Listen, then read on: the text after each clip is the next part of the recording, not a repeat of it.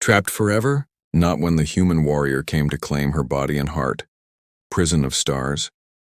The violet glow of Nylara Zenth's skin had dimmed during her 3 years of captivity in the Void Citadel. Once a proud warrior princess of the Zenthari Dominion, she now paced the confines of her cell, a transparent cube suspended in the center of an enormous chamber.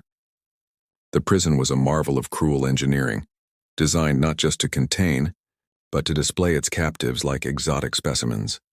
Nylara pressed her palm against the translucent barrier, feeling the familiar sting of the force field. Her royal markings, intricate patterns that flowed from her temples down her neck, pulsed faintly, a reminder of her diminishing strength. The guards of House Valkran had taken everything from her, her freedom, her dignity, and nearly her hope. "Your daily nutrition, prisoner," announced the metallic voice of a guard droid as a small compartment opened in her cell wall. Nylara took the bland, gelatinous substance without comment. She had learned early that defiance only earned her isolation protocols, days without even this meager human contact. As she consumed the tasteless meal, she gazed out at the stars visible through the vast dome ceiling. The Zenthari people believed that souls traveled the star paths after death. Sometimes she wondered if her own soul had already departed, leaving only her body in this transparent prison. That night, as the artificial lighting dimmed to simulate evening, Nylara was stirred from meditation by an unusual sound, a soft rhythmic tapping. She opened her eyes to darkness, the emergency lights casting long shadows across her cell. "Power failure in Sector 7, blared an announcement. "All guards report to containment level." Nylara rose to her feet, her heart quickening. Power failures were rare in the meticulously maintained Void Citadel. She approached the barrier cautiously, her purple fingers tracing the normally invisible field. It flickered, weakened. A shadow detached itself from the darkness beyond her cell. A figure moved with fluid grace, approaching her prison with purposeful strides. Nylara tensed, preparing for a new form of torment from her captors. Instead, she found herself looking into the most unusual eyes she had ever seen, gray like storm clouds, set in a face with skin the color of sand. A human. His dark hair was cut short on the sides but longer on top, and a scar traced a path from his left temple to his jaw. Nylara Zenth? His voice was low with an accent she couldn't place. "Who asks?" she responded, her own voice raspy from disuse. "Ryder Blackwood." He pressed a device against the control panel beside her cell. "I'm here to get you out." Nylara stepped back, suspicious. "House Valkran doesn't employ humans." A smile curved his lips as the barrier between them dissipated. "I don't work for House Valkran. Your sister sent me. Selena lives. Hope, dangerous and sharp, pierced Nylara's chest, and leads the resistance." Ryder extended his hand to her. "But we have approximately 7 minutes before the backup systems restore power to this sector." Nylara hesitated only briefly before placing her slender purple fingers in his. His skin was warm, almost hot compared to her naturally cool temperature. The contact sent an unexpected shiver through her. "Can you fight?" he asked, pressing a small energy blade into her palm. Nylara's lips curved into their first smile in years. "I am Zenthari. We learn to fight before we learn to walk." Ryder's eyes flickered with something that might have been admiration. "Good. We'll need that." He led her toward a maintenance shaft. "Stay close. The extraction path is complicated." As they moved through the darkened corridors, Nylara studied her rescuer. His movements were precise, economical, revealing years of training. The muscles of his back shifted beneath his tactical suit as he checked each intersection before motioning her forward. "Why would a human risk his life for a Zenthari princess?" she whispered as they paused at a junction. Ryder glanced back at her, those storm-gray eyes unreadable. "Let's just say I have my reasons for despising the Valkran as much as you do." Before she could question him further, the facility's alarms began to wail. Their escape had been discovered. "Run," Ryder commanded, grabbing her hand once more. And as they raced through the prison that had been her world for 3 long years, Nylara felt something awakening within her, something beyond hope, beyond gratitude, something dangerously close to desire.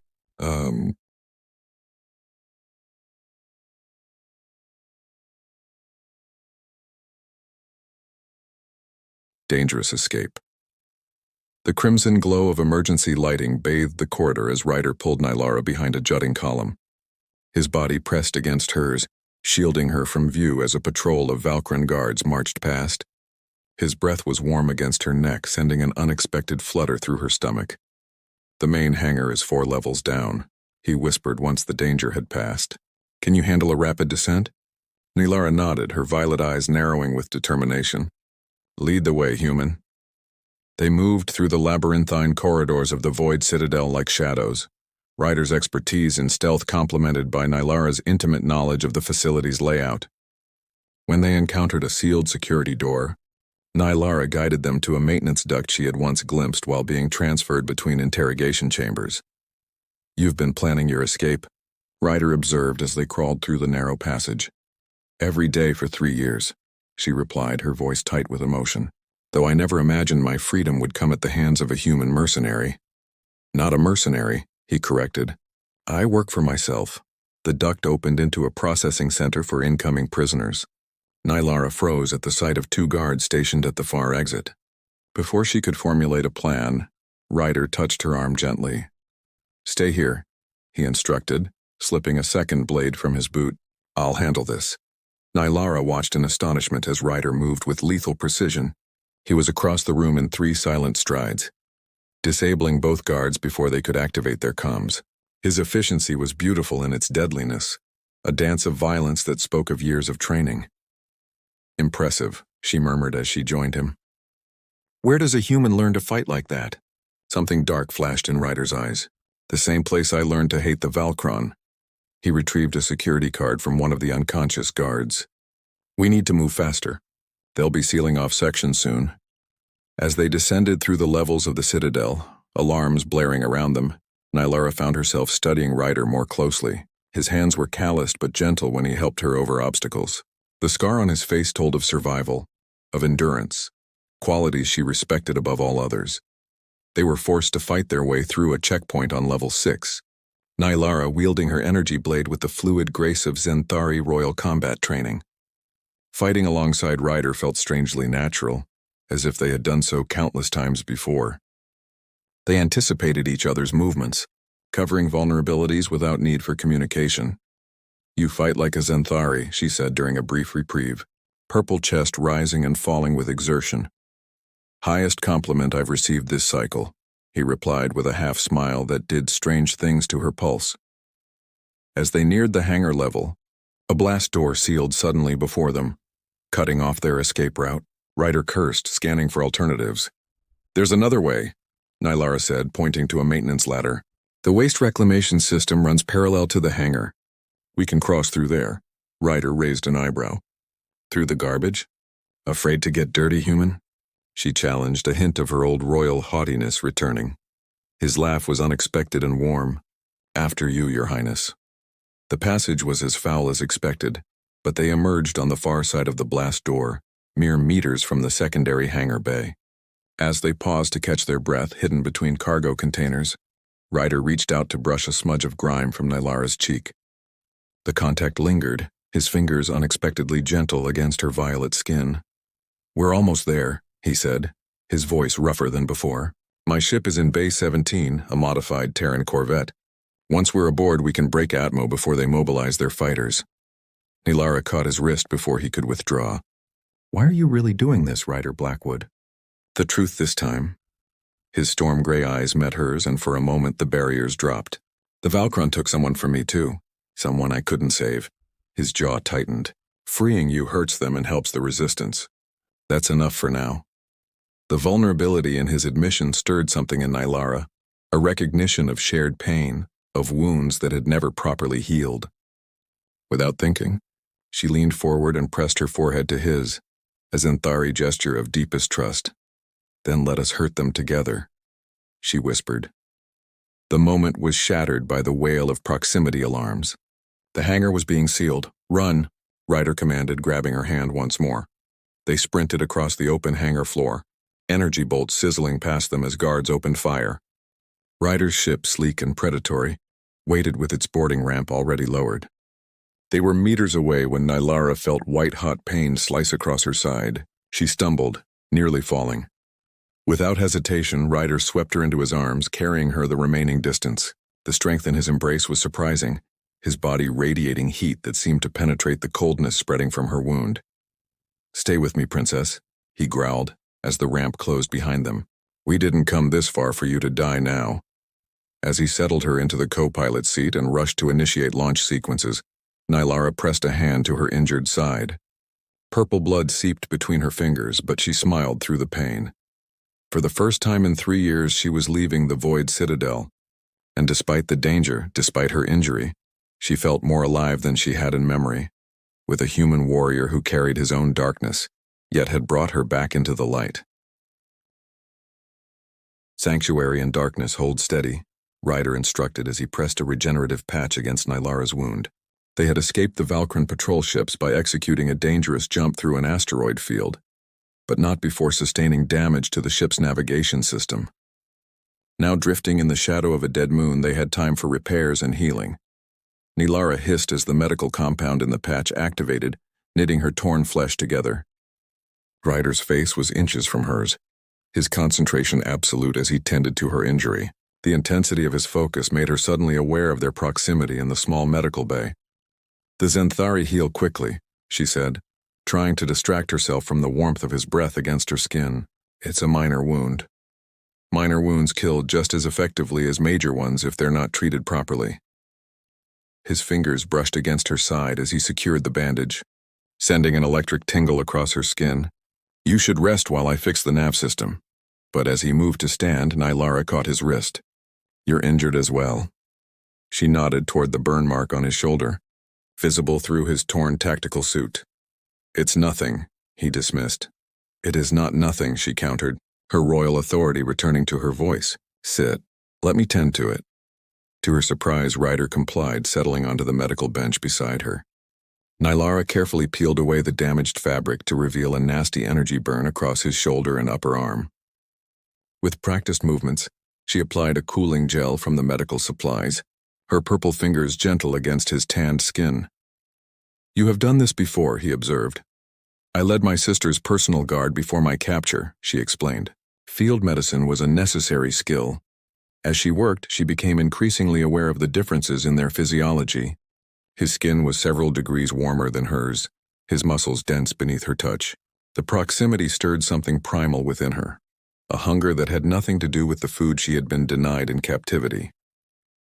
"How long were you planning my rescue?" she asked to distract herself. 3 months.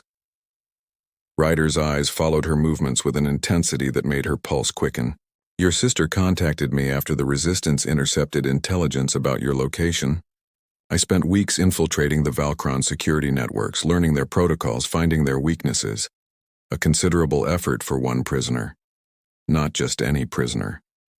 His gaze met hers, the rightful heir to the Zenthari throne, a symbol that could unite the scattered resistance cells. Nylara's hand stilled. "Is that all I am to you? A symbol?" The question hung between them, charged with unspoken tension. Ryder reached up, his fingers lightly tracing the royal markings that curved from her temple down her neck. "I came for the symbol," he admitted, his voice dropping to a low rumble that she felt more than heard. "But that's not who I carried out of there." The touch of his fingertips against her markings, sacred places that no non-Zenthari had ever touched, sent waves of sensation through Nylara's body. Among her people, such contact was reserved for the most intimate of partners. Yet instead of pulling away, she found herself leaning into his touch. "These are beautiful," he murmured, following the pattern down to where it disappeared beneath the collar of her prison garb. "Do they have meaning?" "They tell the story of my lineage," she explained, her voice thick. "Each curve and line represents an ancestor, a victory, a virtue." The last word caught in her throat as his fingers continued their exploration. "And what virtue is this one?" he asked, tracing a pattern that spiraled down toward her collarbone. "Passion," she whispered. Their eyes met, and the air between them seemed to crystallize with possibility. Nylara was the first to move, closing the final distance between them. Her lips found his, tentative at first, then with growing hunger as he responded in kind. His arms encircled her, mindful of her injury but pulling her against the solid warmth of his chest. The kiss deepened, years of isolation and loneliness fueling a fire that threatened to consume them both. Her fingers tangled in his dark hair, marveling at its texture, so different from Azanthari's. When they finally broke apart, both breathing heavily, Ryder rested his forehead against hers in an echo of her earlier gesture. "I didn't expect this," he confessed, his voice rough with desire. "Nor I." Nylara traced the line of his jaw with her fingertips. "The royal princess and the human warrior. My council would be scandalized." His laugh was low and warm against her skin. "Then it's fortunate we're far from your council." The damaged ship creaked around them, drifting in the shadow of the lifeless moon. Outside, danger waited. Valkyran patrols, bounty hunters, the vast distance still separating them from the resistance base. Yet in that moment, in the small medical bay, they created a sanctuary from the darkness. Ryder's hands slid beneath the coarse fabric of her prison garment, mapping the contours of her body with reverent attention. Each touch awakened nerve endings long numbed by captivity and despair. Nylara responded in kind, exploring the unfamiliar landscape of his human form. The broad plains of his chest, the intricate tracery of scars that told stories she longed to hear.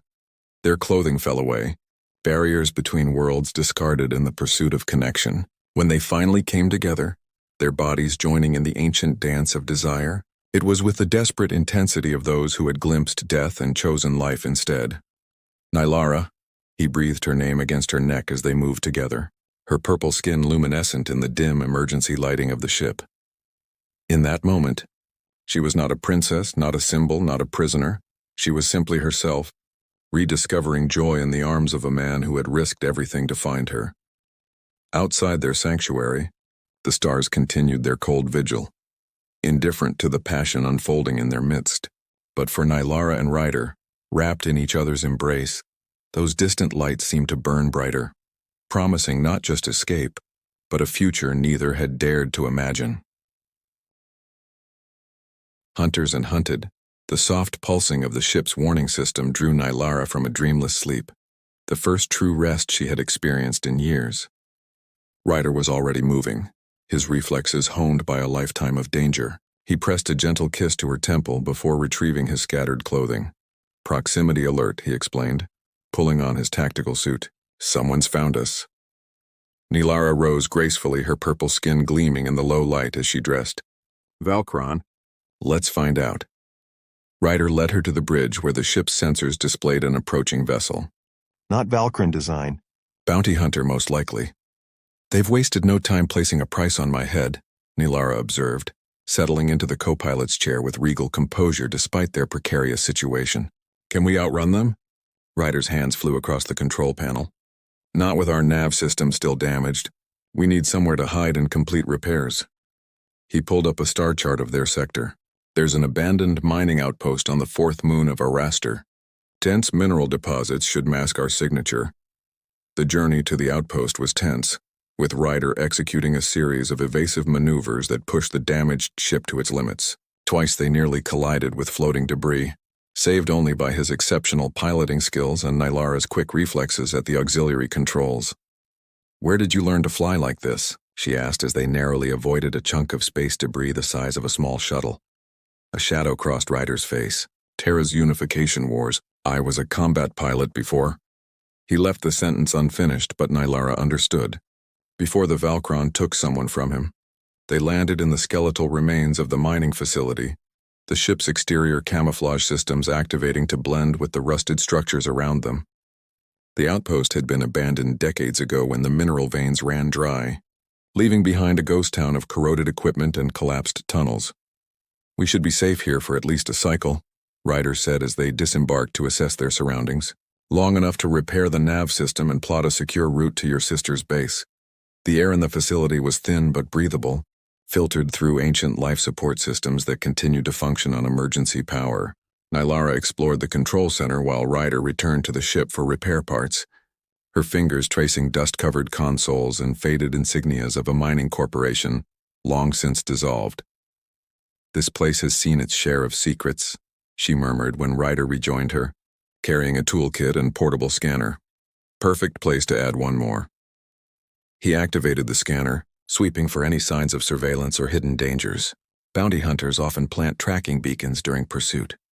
"I want to make sure we're truly alone." As night fell across the airless moon, they worked together to repair the ship's damaged systems. Nylara proved adept with the unfamiliar technology, her quick mind grasping concepts that would have confused most.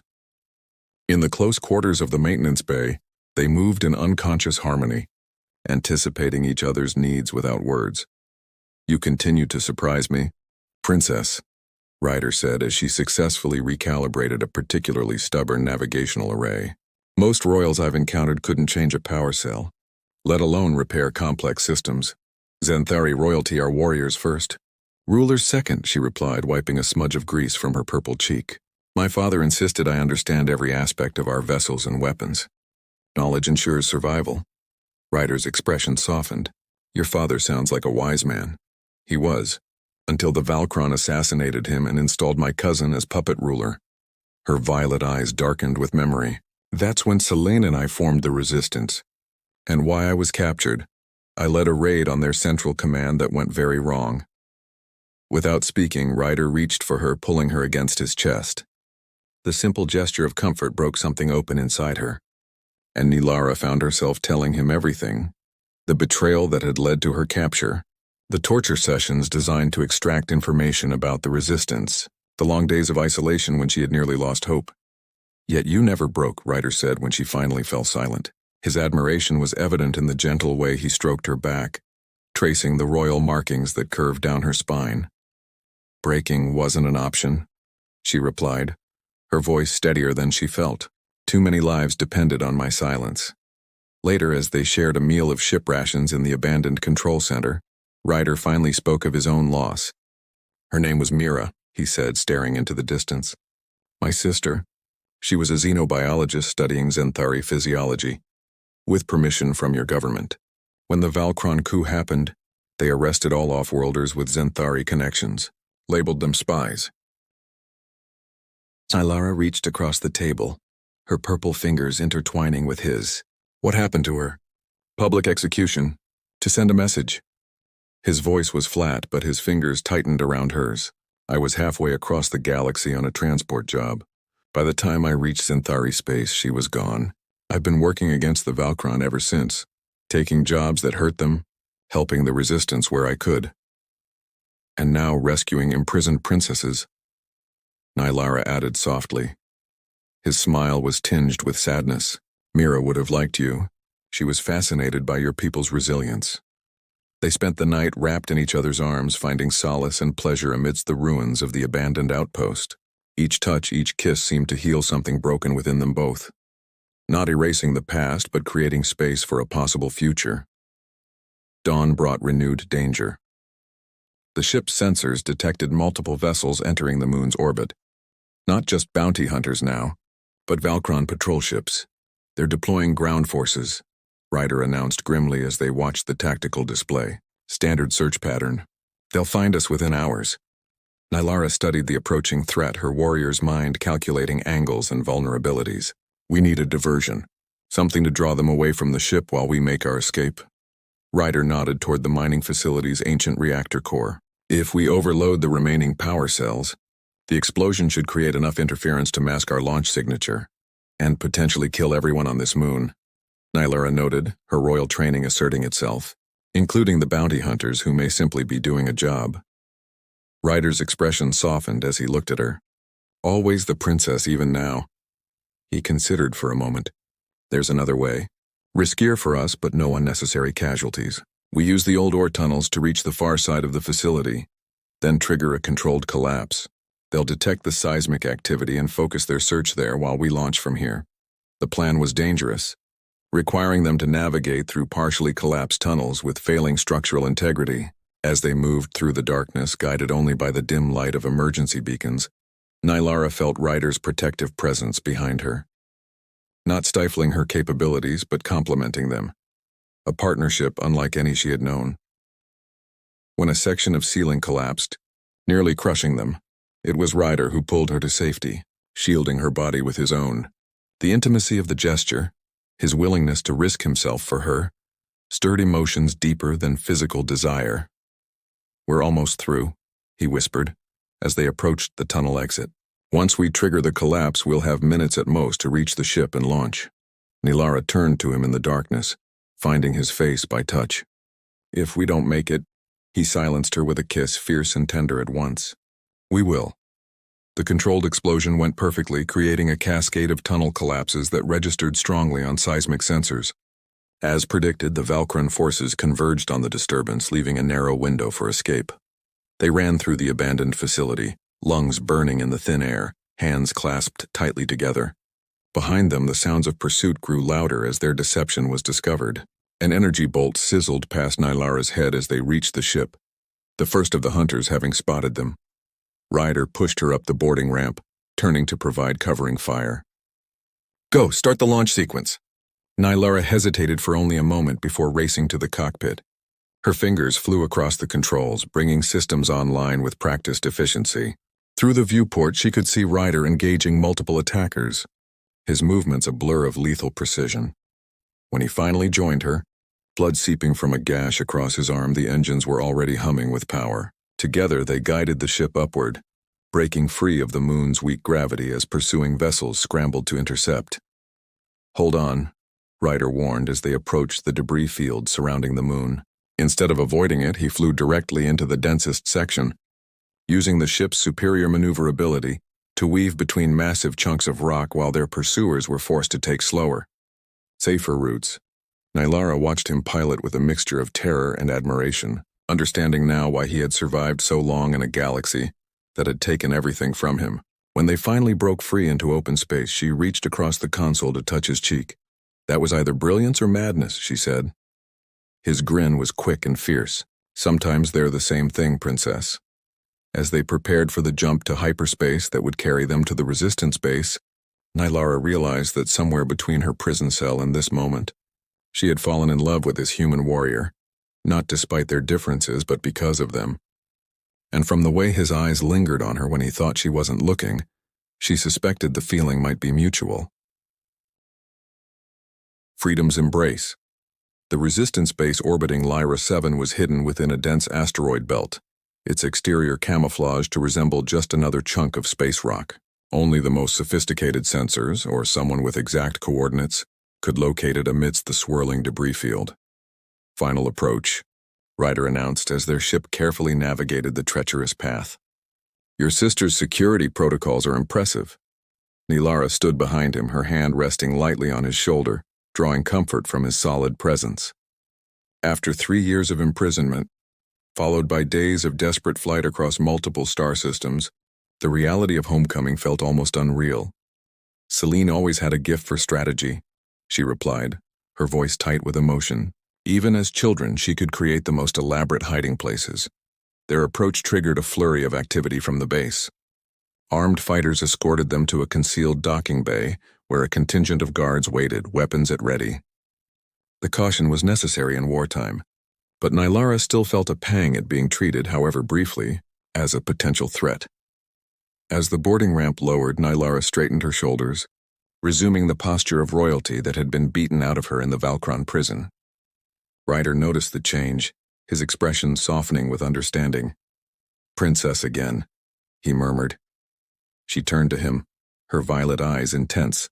"No matter what happens next, what's between us doesn't change." Before he could respond, a slender figure broke through the line of guards, racing toward them. Celine Zenth, younger by 2 years but now bearing the weight of leadership in her bearing, faltered for just a moment at the sight of her sister. Then, protocol forgotten, she flung herself into Nilara's arms. "We thought we'd lost you," Selena whispered, her voice breaking. Her skin was a lighter shade of purple than Nilara's, her royal markings less pronounced. But the family resemblance was unmistakable. "It seems you sent the right man to find me," Nilara replied, glancing at Ryder, who stood respectfully apart, giving the sisters their moment of reunion. The following hours were a blur of medical examinations, security debriefings, and tearful reunions with Resistance members who had once served under Nilara's command.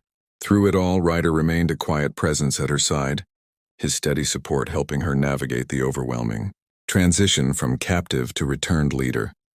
It was only when they were finally alone in the quarters assigned to them, Celine raising an eyebrow but making no comment about the shared accommodation, that Nilara allowed her royal facade to fall away.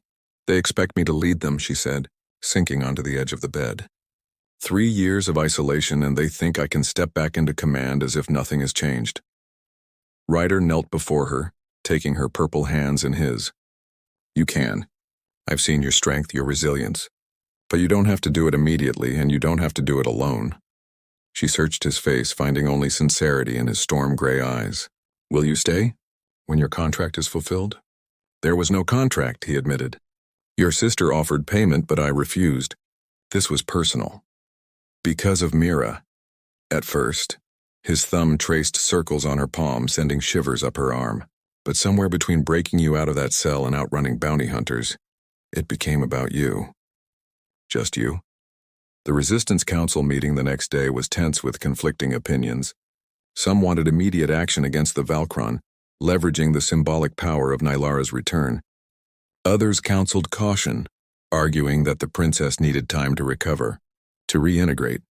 Nylara listened to all sides, her royal training reasserting itself as she weighed options and considered consequences. Ryder stood at the back of the chamber, his presence a silent source of strength she drew upon when memories of captivity threatened to overwhelm her. The Valkron expect us to strike emotionally. Rashly, she finally said, rising to address the council. Their forces are on high alert, their defenses strengthened specifically against such an attack. We will not give them what they expect. Celine leaned forward. What do you propose, sister? Patience. Strategic withdrawal. Nylara's voice grew stronger with each word. We pull back our visible forces, creating the impression that my rescue was a final, desperate act rather than the beginning of renewed resistance. Meanwhile, we use their false sense of security to infiltrate key positions, gather intelligence, and prepare for a coordinated strike across multiple systems. The plan was unorthodox, running counter to Zenthari military tradition that favored direct confrontation, yet as Nylara elaborated, detailing how they could exploit Valkron overconfidence, even the most traditional council members began to nod in agreement. There is wisdom in this approach, the eldest counselor acknowledged, but such a strategy requires exceptional intelligence gathering. Our network has suffered significant losses in recent months, which is why we need new allies, Nylara replied, gesturing to Ryder. People with skills and connections beyond Zenthari space. All eyes turned to the human warrior, who stepped forward with quiet confidence. I've spent years building networks across 17 systems, he said.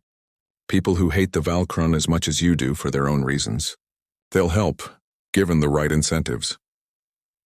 The meeting continued late into the night, strategy taking shape under Nylara's guidance. When they finally emerged, a new path forward had been established, one that would require months of careful preparation, but offered a genuine chance of success against the seemingly invincible Valkron. Regime, you were magnificent, Ryder told her as they walked the quiet corridors of the base afterward. Every inch the princess, but with the perspective of someone who has seen the enemy's operation from the inside. My captivity gave me that, at least, Nylara acknowledged. Understanding of how they think, what they fear. They reached an observation deck, a transparent dome offering an unobstructed view of the asteroid field and the stars beyond. Nylara pressed her palm against the cool surface, remembering how she had done the same against her prison cell, yearning for freedom. All those years, she whispered.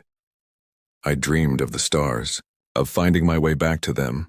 Ryder moved behind her, wrapping his arms around her waist and pulling her back against his chest. And now? She turned in his embrace, looking up into the face that had become more dear to her than she had thought possible. Now I dream of more than just freedom. I dream of a future. His hands cradled her face with exquisite tenderness. What does that future look like, princess? Victory over the Valkron. Restoration of my people's liberty. She traced the scar that ran from his temple to his jaw. And you? Always you, beside me. The kiss they shared beneath the canopy of stars was a promise. Of partnership, of possibility, of passion that transcended the boundaries of their different worlds. When they finally broke apart, Ryder reached into a pocket of his tactical suit, withdrawing a small object that glinted in the starlight. On Terra, he said, his voice rough with emotion, we have a tradition when we wish to pledge ourselves to another. He opened his palm to reveal a band of twisted metal, salvaged and shaped from components of the ship that had carried them to freedom. It's not royal jewelry, but it's perfect, Nylara interrupted, extending her slender purple finger. As he slipped the makeshift ring onto it, she felt tears welling in her eyes, not of sorrow but of a joy she had thought forever lost to her. Among my people, such pledges are sealed with a promise, a truth spoken from the deepest part of oneself. Ryder waited, his storm-gray eyes never leaving hers. I promise you this, Nylara said, her voice steady despite the emotion threatening to overwhelm her. Whatever battles come, whatever victories or defeats we face, my heart remains yours. Unbound by prison walls or royal duties, or the vast distances between the worlds of our birth. His answering smile was like sunrise after the longest night. And I promise you, Nylara Zenth, that no force in this galaxy will separate us again. Where you go, I go. Your people's fight is my fight. Your freedom is my freedom. Beyond the observation dome, a meteor shower began, streaks of light blazing brilliant paths across the darkness. Nylara watched them with her warrior's head resting against Ryder's chest, his steady heartbeat a counterpoint to the silent spectacle. In 3 years of captivity, she had never truly believed this moment would come, standing free among the stars with a future stretching before her. A future with this human who had risked everything to find her, whose heart beat in rhythm with her own despite the differences in their physical forms. The Resistance would face many challenges in the coming months. The Valkyran would not be easily defeated, their grip on Zenthari space not easily broken, but for this night at least. Nylara allowed herself to set aside the weight of royal responsibility and simply exist in the arms of the man she loved. A warrior who had shown her that even in the darkest prison, the heart could find liberation. As the last of the meteors faded from view, Ryder tilted her face up to his for another kiss, this one heavy with promise and desire. And Nylara knew with absolute certainty that whatever the future held, she would face it with this man beside her, 2 souls from different worlds, united in a love that had found them against all odds, a love that would light their way through whatever darkness still lay ahead.